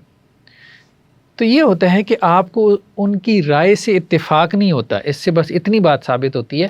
لیکن جن الفاظ میں آپ نے ان اگلے عالم کی رائے بیان کی ہے، کیا وہ ان الفاظ پہ متفق ہے؟ نہیں. اصل میں یہ بات سمجھنے والی ہے. اب ہمارے ہاں بھی کیا کرتے ہیں جو لوگ اس قسم کی کتابوں سے امام ابو حنیفہ علیہ رحمہ کے اوپر جرح نکالتے ہیں، ایک تو یہ کہ اس میں اقوال ضعیف ہوتے ہیں، اور اگر اقوال سند سے صحیح ہوں تو اس کے اوپر بغلے بجاتے ہیں، دیکھیں جی یہ سند تو بالکل ثابت ہے. بس سند ثابت ہے، ٹھیک ہے، تو ایک عالم کی رائے ہے بس. امام ابو حنیفہ علیہ رحمہ نے اپنی کون سی کتاب میں یہ بات لکھی ہے؟ آج کوئی بھی عالم کسی عالم کے بارے میں کوئی تبصرہ کر دے کہ اس کا یہ عقیدہ ہے، مطلب آج کے سینیریو میں اس بات کو رکھ کے دیکھ لینا کہ ایک دوسرے کے بارے میں جو وہ بیان کر رہے ہوتے ہیں، ٹھیک ہے، ثقہ عالم علماء کی بات، تو وہ عموماً کیا ہے، مبالغے کے اوپر مبنی ہوتا ہے، غلط اسیسمنٹ ہوتی ہے، اگلی کی بات کے اوپر ان کی ناراضگی ہوتی ہے، اگلی کے موقف سے ان کا اتفاق نہیں ہوتا، ٹھیک ہے، تنقید میں شدت ہوتی ہے، غلو ہوتا ہے، تو اس کے الفاظ سے اس کا موقف بیان نہیں کیا جاتا. اپنے الفاظ میں جو آپ نے سمجھا ہوتا ہے اس کا موقف، اس کو ایک پیرائے میں بیان کر. جیسے امام بخاری علیہ رحمہ کے اوپر اب دیکھیں جرا ہوئی، اب جیسے علی بن مدینی جامعہ کی طرف ان کی نسبت کر دی، ٹھیک ہے، تو یہ بات ہے. تو القرآن و مخلوق یہ ان کا کہنا نہیں تھا امام صاحب علیہ رحمہ کا. اب انہوں نے اس میں جو ہے یہ بھی زرار جو ہے لیس بثقہ، یہ راوی جو ہے نا یہ ثقہ راوی نہیں ہے. یہ اس کی سند میں ویسے بھی یہ اوپر آیا ہے، میں نے ہائی لائٹ کیا ہے زرار، ٹھیک ہے. تو بعض اوقات تو یہ ہے کہ سندوں میں مسائل ہوتے ہیں، سندوں میں مسائل نہ بھی ہوں تو اس کے باوجود ہاں، لیکن یہ ایک بات ہے میجورٹی جو ہے نا محدثین کی انہوں نے جرح کی ہے، یہ بات ٹھیک ہے امام ابو حنیفہ علیہ رحمہ کے اوپر. یہ نیچے انہوں نے دیکھیں امام بخاری نے ضعفاء میں تذکرہ کیا، امام نسائی نے الضعفاء والمتروکین میں تذکرہ کیا، ابن حبان نے بھی مجروحین میں تذکرہ کیا، ابن عدی نے الکامل میں، ابن شاہین نے تاریخ و ازماء الضعفاء والکذابین میں، ابن جوزی نے الضعفاء والمتروکین، امام ذہبی نے میزان میں، ابن حجر نے تقریب، مطلب انہوں نے جملہ کہا فقیہ مشہور، ٹھیک ہے. تو حدیث کے پہلو سے متقدمین کی میجورٹی جو ان کی اصحاب الحدیث کی ہے انہوں نے جرح کیا. اب یہ ایک مسئلہ ہے کہ یہ جرح جو ہے نا اس کی کیا وجوہات ہیں. مختلف لوگوں نے مختلف وجوہات بیان کی. بعض نے کہا کہ حسد وسد تھا، ٹھیک ہے، حسد وسد بھی ہوتا ہے، اس میں تو کوئی شک نہیں، لیکن حسد 2-4 کو ہوگا، یہ بڑی جماعت ہے، یہ ایک بڑی جماعت ہے، مطلب 2-4 لوگ نہیں ہیں. دوسرا مسئلہ یہ ہے کہ بیسیکلی اسکول آف تھاٹس کا فرق تھا، یہ بات سمجھ میں آتی، ٹھیک ہے، کہ یہ اصحاب الحدیث تھے، وہ اصحاب الرائے تھے، اور ان کی آپس میں لگتی نہیں تھی. تو یہ جو مکاتب فکر جو ہے نا وجود میں بھی آ چکے تھے اور اپنا تشخص بھی بنا چکے تھے، اپنی آئیڈینٹی بھی بنا چکے تھے اور اپنی وابستگیاں بھی ظاہر کرتے تھے اور دوسروں کے اوپر تبصرے بھی کرتے تھے۔ وہ جو فقہا والی جماعت تھی وہ ان کو کہتے تھے سیادلہ ہیں، مطلب پنساری ہیں یہ، ٹھیک ہے، مطلب یہ بس میڈیسن ہے ان کے پاس، لیکن یہ ہے کہ میڈیسن کس کو دینی ہے، کتنی دینی ہے کہ اس کا علاج ہو جائے، یہ فقاہت سوجھ بوجھ ان کے اندر نہیں، ٹھیک ہے۔ تو وہ ان کو کہتے تھے کہ جی یہ جو ہے نا روایتوں کے بارے میں کچھ بھی نہیں جانتے، ان کو روایتوں کی خبر ہی نہیں ہے۔ حجاز سے روایت نکلتی ہے، ایک بالشت ہوتی ہے، کوفہ میں پہنچتی ہے تو اتنی لمبی ہو جاتی ہے، تو وہ ان کے اوپر یہ جرح کرتے تھے۔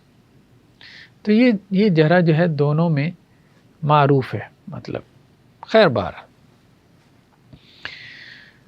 اچھا، یہاں پہ انہوں نے ایوب جو ہے سختیانی جو ہے معروف ہیں، ان کے بارے میں تذکرہ کیا کہ ان کے سامنے امام ابو حنیفہ علیہ رحمہ کا ذکر ہوا، تو انہوں نے تبصرہ کرتے ہوئے کہا یریدون لیطفئوا نور اللہ بافواہہم واللہ متم ویابی اللہ الا ان یتم نورہ ولو کرہ المشرکون۔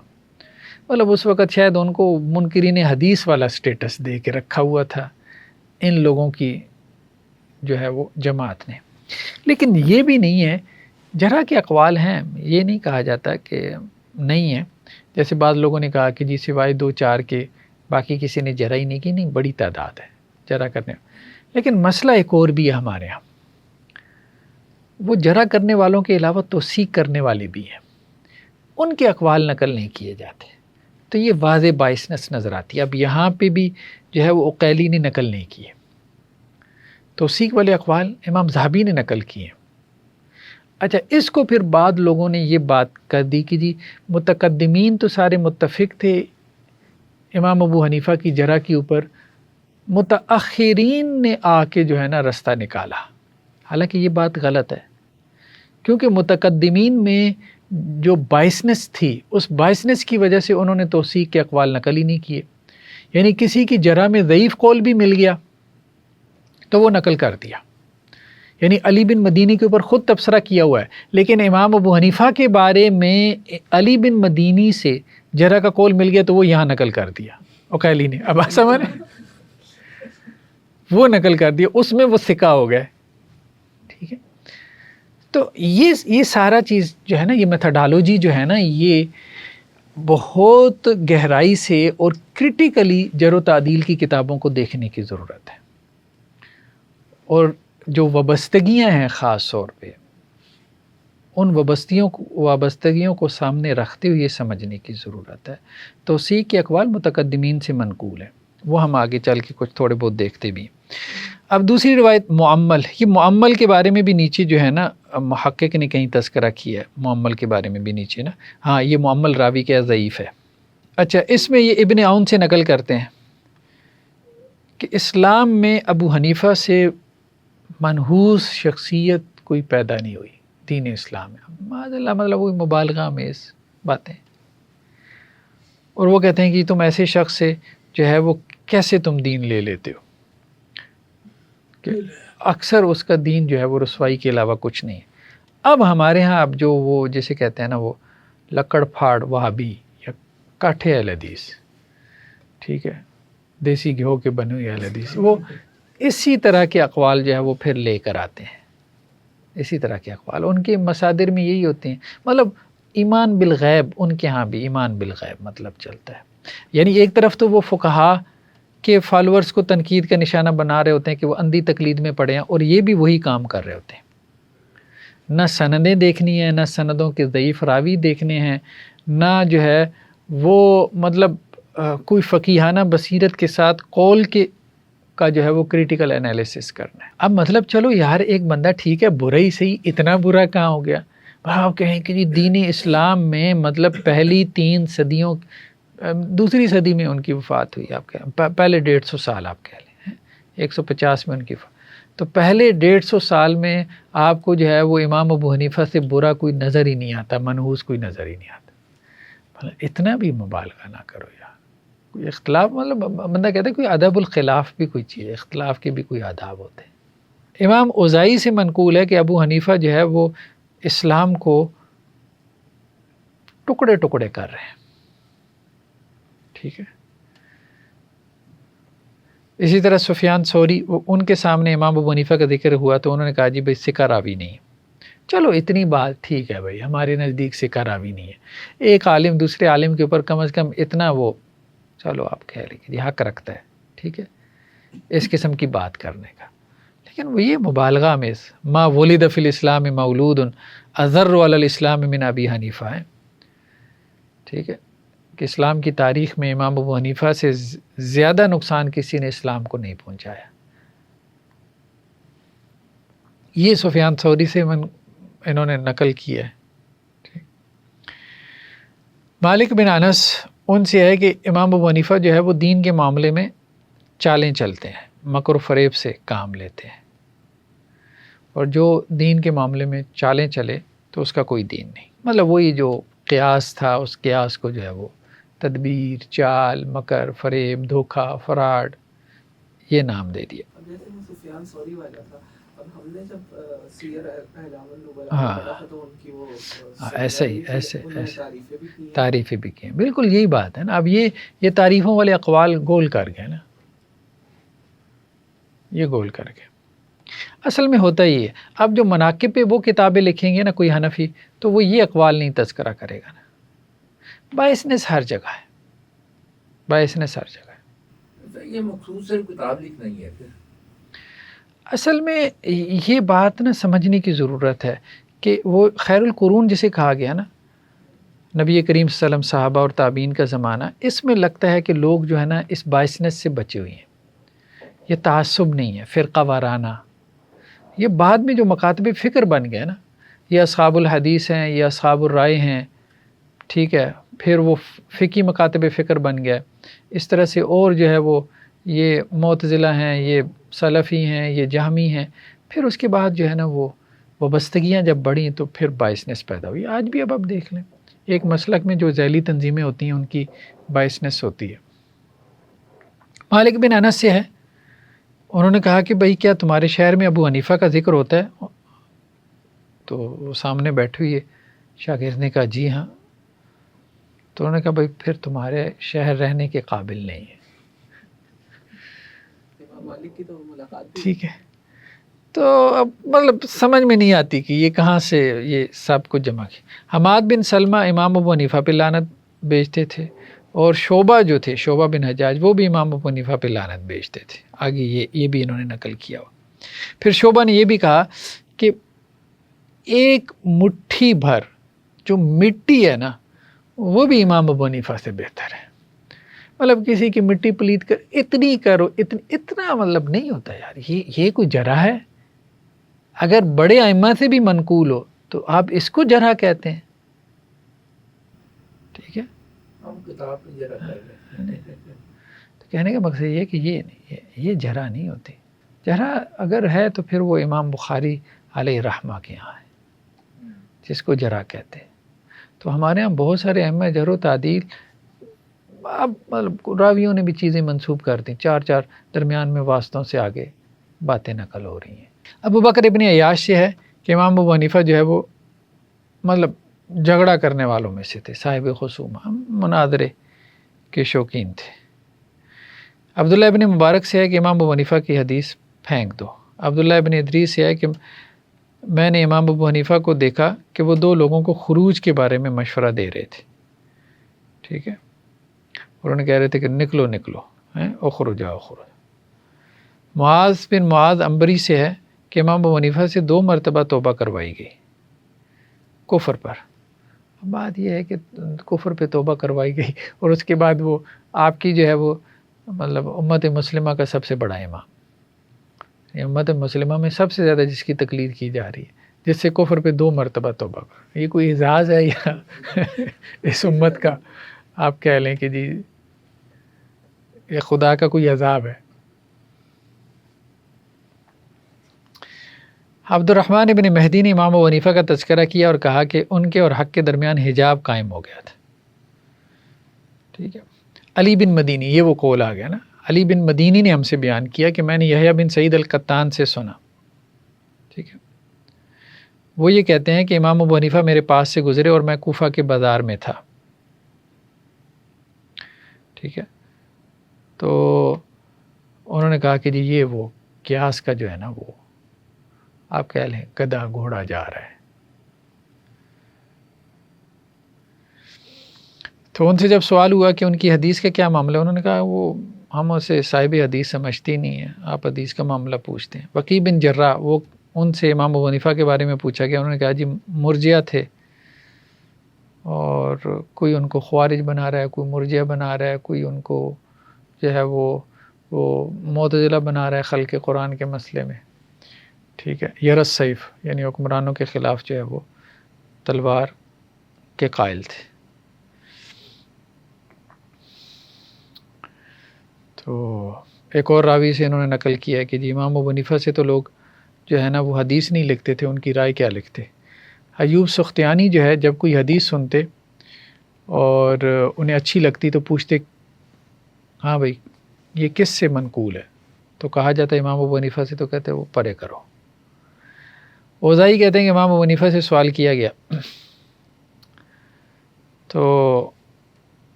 ہاں امام اوزائی نے جو ہے انہوں نے بھی امام ابو حنیفہ کی جو ہے وہ عیب نکالے ہیں. آگے ابو اسحاق فزاری سے بھی یہ قول ہے امام ابو حنیفہ مرجئہ تھے اور تلوار نکالنے کے قائل تھے. یوسف بن اسبات سے بھی یہ کہ امام ابو حنیفہ مرجئہ تھے، تلوار نکالنے کے قائل تھے. وہ ولد علی غیر الفطرہ. پتہ نہیں اب یہ بات کرنے کی کیا ضرورت، مطلب ہر بچہ فطرت اسلام پہ پیدا ہوتا ہے نا. یہ واحد بچہ تھا جو بچپن میں ہی یعنی اس کی پیدائش ہی جو ہے وہ فطرت اسلام پہ نہیں ہوئی. ٹھیک ہے. تو خیر اس طرح کے اقوال تھی. اب یہ انہوں نے مطلب اپنی کتاب میں کافی زیادہ چیزیں جمع کی. ہاں بس ایسے ہی ہے، وہ بغیر سوچے سمجھے جب تنقید ہوتی ہے نا تو پھر اس میں ان چیزوں کا لحاظ نہیں ہوتا. ابو نعیم سے ہے کہ ما کننا نسمع من ابی حنیفہ الا مقنعین. امام ابو حنیفہ سے جب ہم سنتے تھے تو اپنے اوپر ہم نے کپڑے اوڑے ہوتے تھے. اب پتہ نہیں یہ کس سینس میں کہی ہے کپڑے اوڑے ہوتے تھے، اس کو بھی انہوں نے تنقید بنا لیا کہ شاید ان کی بات سننا نہیں چاہتے تھے تو وہاں بیٹھے کیوں تھے. امام ابو حنیفہ ابو العطوف سے بیان کرتے تھے اور جب اس سے نہیں بیان کرتے تو کہتے تھے کہ جی حماد کی رائے یہ ہے. ٹھیک ہے. تو فضل بن موسیٰ نے کہا کہ ان کا نام ہی انہوں نے جو ہے کنیت الکذب ڈال دیا ہے کہ یہ یعنی جھوٹ بولتے ہیں. حجاج بن ارطاس سے ہے کہ وہ یہ کہتے تھے کہ امام ابو حنیفہ کون ہے اور امام ابو حنیفہ سے کون لیتا ہے اور امام ابو حنیفہ ہے کیا، شے کیا ہے وہ. عبد الرحمن بن مہدی وہ کہتے ہیں میں نے سفیان سے سنا، وہ آگے وہ روایت ہے مرتدہ عورت کے بارے میں نا. اچھا یہ ایک اور روایت لے کے آئے امام احمد بن حنبل سے کہ جی امام ابو حنیفہ جھوٹ بولتے ہیں. ابو قطن جو ہے وہ ابو حنیفہ سے کے بارے میں بیان کرتے ہیں کہ جی وہ ضعیف ہے، حدیث میں ضعیف ہے، ضامن کہتے ہیں ضعیف. اچھا عبداللہ بن احمد جو ہے امام احمد بن حنبل سے نقل کرتے ہیں کہ امام ابو حنیفہ کی حدیث بھی ضعیف ہے اور ان کی فقہ بھی ضعیف ہے، رائے بھی ضعیف ہے. یحییٰ بن معین جو ہے ان سے امام ابو حنیفہ کے بارے میں سوال ہوا، انہوں نے کہا کہ بھائی حدیث میں ضعیف ہے. ٹھیک ہے. تو امام عاصم، یہ عاصم جو وہ قرات کے امام ہے نا، تو امام عاصم سے جو ہے یہ حدیث ہے مرتدہ یعنی جو خاتون جو ہے وہ مرتد ہو جائے اس کے بارے میں یہ بات. اور یہ امام عاصم کے ان کے استاد ہیں نا امام ابو حنیفہ کے، امام عاصم امام ابو حنیفہ کے استاد ہیں. تو امام ابو حنیفہ نے یہ روایت اپنے استاد سے نقل کی امام عاصم سے مرتد عورت کے بارے میں. ٹھیک ہے. وہ روایت یہی ہے کہ اس کی سزا جو ہے وہ قتل نہیں ہے، مرتد شخص کی سزا قتل ہے، اس کی نہیں. تو اب یہ سوال ہوا جو ہے نا ان سے سفیان سے، تو انہوں نے کہا نہیں یہ روایت کوئی ثقہ راوی سے نہیں ہے. تو کہنے کا مقصد یہ کہ انہوں نے جرح کی. لیکن یہ ہے کہ دوسری طرف اگر آپ یہ دیکھیں نا یہ کتاب ہے، ہاں یہ کتاب ہے ان کی امام ذہبی کی کتاب ہے مناقب الامام ابی حنیفہ و صاحب ہے. ٹھیک ہے. امام ابو حنیفہ اور صاحبین یعنی قاضی ابو یوسف اور امام محمد علیہم الرحمہ ان کے مناقب. تو اس میں جو ہے امام ذہبی نے وہ توثیق کے اقوال جو ہے وہ نقل کیے. ٹھیک ہے. اب جیسے شباب بن سوار سے بیان کیا کہ شعبہ جو تھے نا وہ یہ کہتے تھے کہ امام ابو حنیفہ کی رائے اچھی ہے اور ان کے اوپر وہ بہت زیادہ رحم کی دعا بھی کرتے تھے ان کے لیے، رحمہ اللہ کہتے تھے. لیکن یہ بالکل اپوزٹ اقوال ہے. اب یہ بھی امام ذہبی نے جمع کر دی ہیں اور کہاں متقدمین سے جمع کی ہیں نا. اب یہ اس کو کہتے ہیں جی متاخرین نے توثیق کی ہے، متاخرین نے توثیق کی ہے. اب جیسے وقیلی نے جو ہے وہ متقدمین کے اقوال جمع کر دیے، امام ذہبی نے بھی جمع کر دیے. ٹھیک ہے.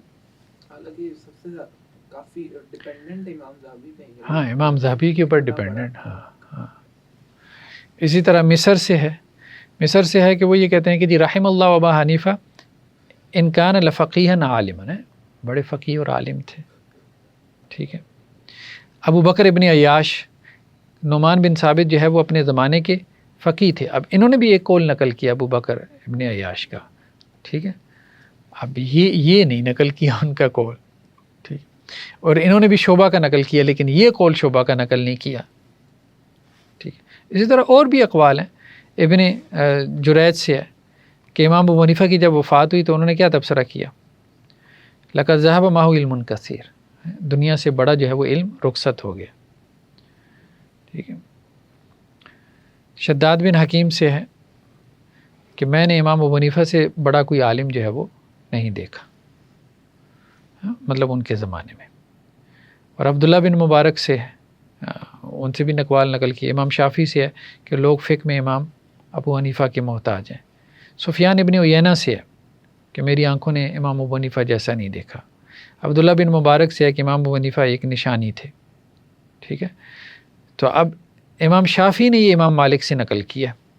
اب امام مالک کے اقوال انہوں نے بھی نقل کیے ہیں لیکن یہ قول نقل نہیں کیا امام مالک کا کہ امام مالک سے جب سوال ہوا امام ابو حنیفہ کے بارے میں تو انہوں نے کہا بھائی بات یہ ہے کہ میں نے ایک ایسا شخص دیکھا ہے کہ اگر وہ اس ستون کے بارے میں گفتگو کرے تو اس کو بھی سونے کا ثابت کر دے. اچھا اس کو وہ کیا ہے بعد نے اس کو جرا بنا لی مطلب جھوٹا ہے، معاذ اللہ یہ بنا لیا. ٹھیک ہے. حالانکہ ان کی قوت استدلال کی بات ہو رہی تھی، جھوٹ کی بات نہیں ہو رہی تھی.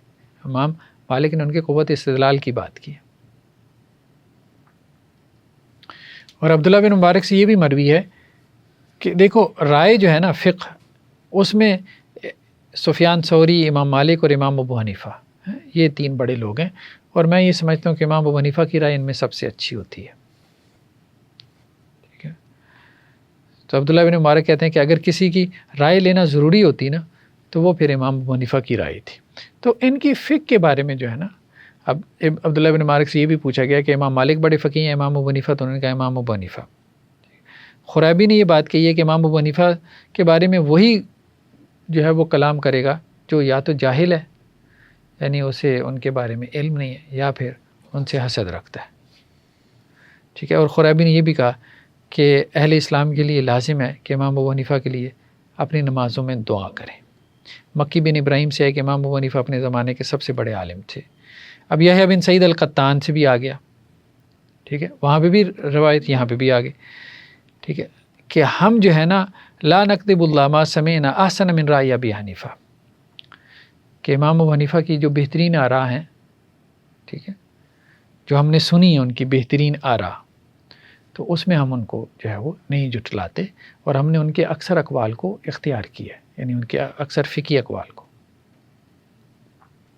تو اسی طرح سفیان بن عیینہ سے بھی ہے یہ قول، انہوں نے کہا کہ جی میرا یہ خیال تھا کہ دو چیزیں نہ کوفہ سے باہر نہیں نکلیں گی، یعنی کوفہ کا پل کراس نہیں کریں گی. مطلب یہ کہ کوفہ شہر سے باہر نہیں نکلیں گی. ایک امام حمزہ کی قرات، یہ بھی کوفہ کے تھے، دوسرے امام ابو حنیفہ کی جو فقہ ہے، کہتے ہیں وقت بلغ الآفاق. لیکن آج ہم دیکھتے ہیں کہ دونوں جو ہے نا وہ اطراف و اکناف میں پھیل چکی ہیں عالم اسلام کے. تو خیر کہنے کا مقصد یہ ہے کہ یہ چیز نظر آتی ہے تو کریٹیکلی دیکھنے کی ضرورت ہے. جرح و تعدیل آپ لوگ پڑھ رہے ہیں تو اہم جرح و تعدیل کے بھی مقلد نہ بنے، اصل بات یہ. ٹھیک ہے. جس طرح فقہا میں ہم صحیح اور اس کی غلط کی پہچان کرتے ہیں، پرکھ کرتے ہیں، اس کے درجات قائم کرتے ہیں، اسی طرح سے یہاں جرح و تعدیل میں بھی یہی کام کریں. تحقیق حدیث کے اندر بھی مجتہدانہ بصیرت کے ساتھ نا یہ تحقیق حدیث کا ذوق پیدا کریں. تو مقلدانہ جو ایک روش ہمارے یہاں شروع ہو گئی ہے نا تحقیق حدیث میں بھی، اور بہت سطحی قسم کی، ادھر سے کتاب سے اقوال اٹھائے، ادھر سے اقوال اٹھائے، یہ دیکھو فلاں نے فلاں کو ضعیف کیا، فلاں نے فلاں کو ضعیف کیا، بس ایسی لوگ لگے ہوئے ہیں. ٹھیک ہے، چلیں جی، سبحانک اللہم و بحمدک، نشہد